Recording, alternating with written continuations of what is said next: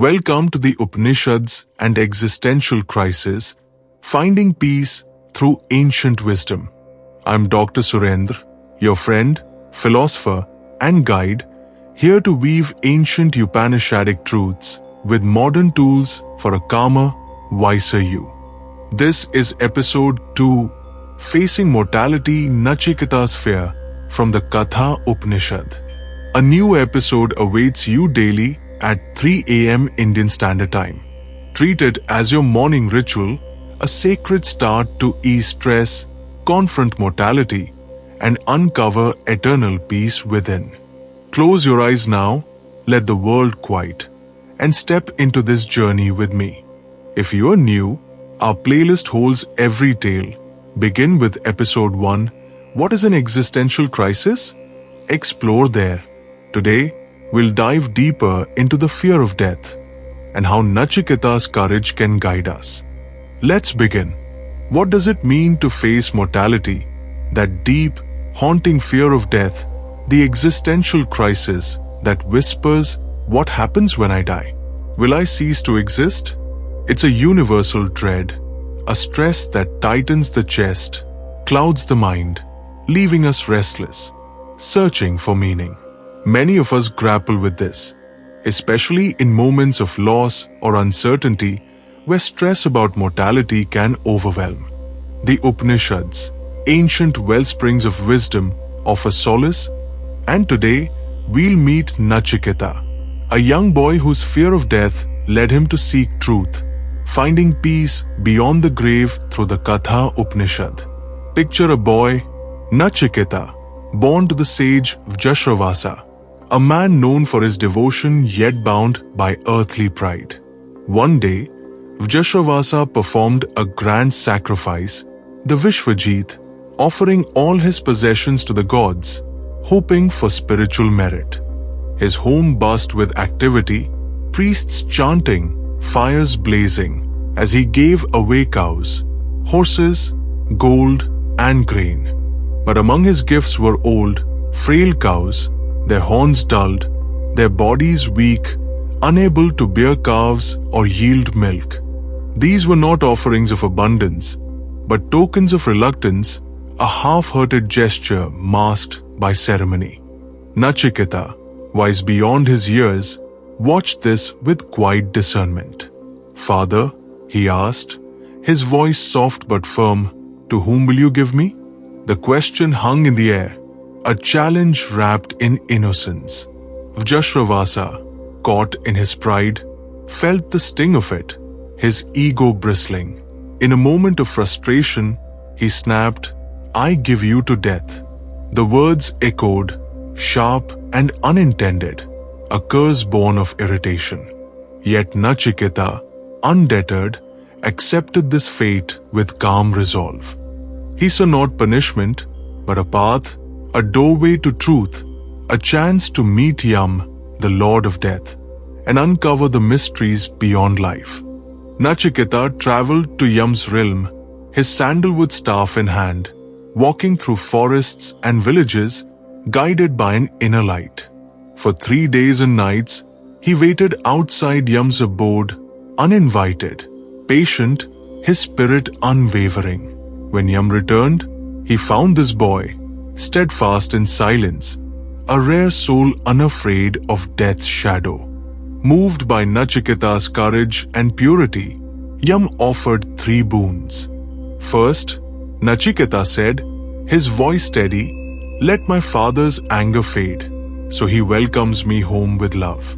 Yama nodded, granting it with a wave, ensuring Vajravasa's heart softened.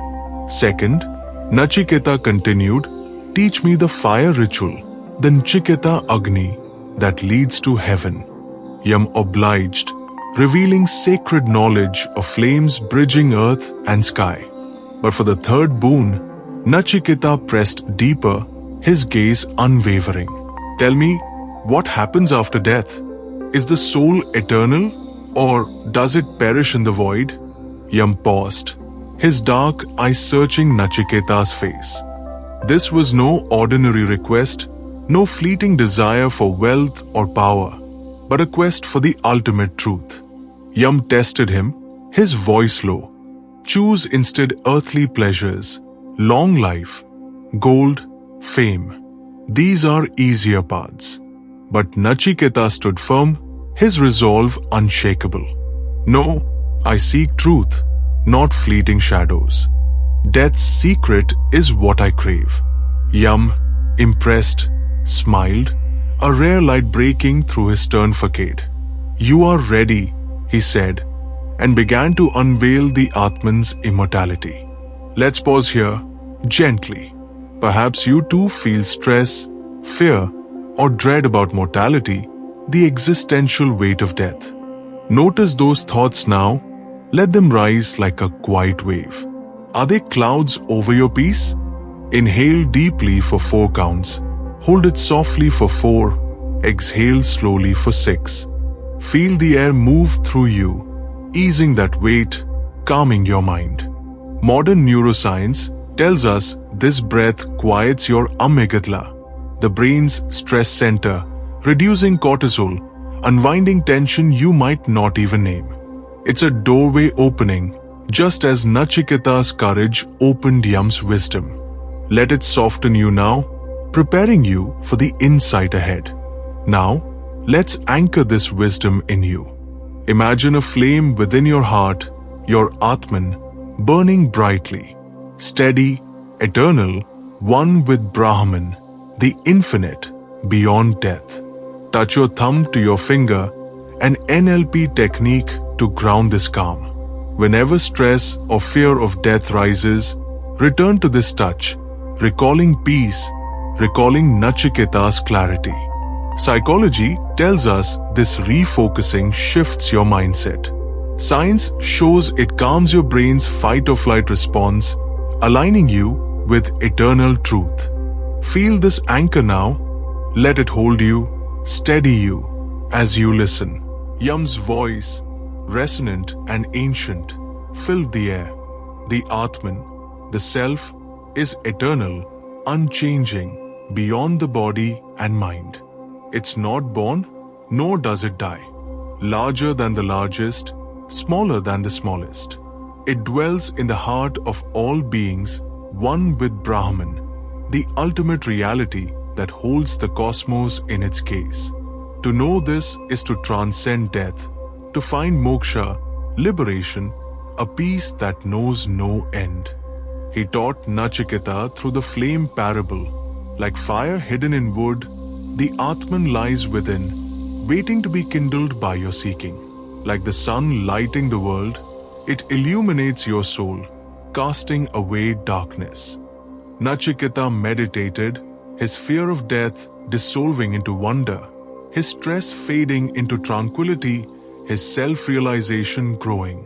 Close your eyes tighter now, deepen this journey in you. Inhale deeply, imagine that flame in your chest, your Atman, glowing bright, steady, eternal, one with Brahman, vast as the sky. Hold that breath, feel it anchor you, a quiet strength. Exhale, let the flame expand, stretching into the infinite, illuminating peace through your life. Whisper to yourself, I am eternal, I am free, I am one. This manifestation isn't just words, it's a seed in your mind. Psychology says belief shapes your reality. Neuroscience confirms it builds neural pathways for peace, quieting stress, lifting fear. Let it flow through you. Let your spirit rise, unshaken by life's shadows. Here's a meditation to carry you deeper. Sit tall, shoulders soft, body relaxed. Inhale for 4 counts, feel the air fill you, cool and slow, like a river's flow. Hold for 4, let it settle, a pause of stillness, a moment of clarity. Exhale for 6, release every tightness, every fear, every stress, letting them drift away like leaves on water. Do this 5 times, each breath a step closer to peace. Now picture that flame within, burning bright, steady, eternal, dissolving your fear of death, connecting you to Brahman, the infinite. See it grow, lighting your path, calming mortality's dread, just as Nachiketa's truth did. Feel your body lighten, your mind clear, your heart open. Imagine chanting Om, its vibration resonating, calming your nerves, awakening your Atman. Rest here, breathing naturally for a minute, feeling peace wrap you like dawn, until you're ready to return, renewed. Nachiketa's story offers us profound lessons, gifts to hold close, courage, face mortality's fear, as he faced death with unwavering resolve, reducing stress through truth. Eternity, the Atman outlasts all, one with Brahman, beyond birth and death, easing existential dread. Detachment, let go of fear, finding freedom in the eternal self. Realization, truth is within, a silent witness to life's dance, unveiled through meditation. Sharing, wisdom lights others' paths, as Nachiketa became a guide for seekers. Unity, the self merges with the infinite, like a flame in the wood, a river in the ocean. These truths calm your stress, quiet your fears, modern tools make them yours. Breath steadies your nerves, anchors ground your calm, visions reshape your mind. Neuroscience rewires your brain for peace. Psychology shifts your perspective for clarity. Nachiketa's journey echoes still, a call to look within, to meditate on mortality's illusion, to peel back fear's layers.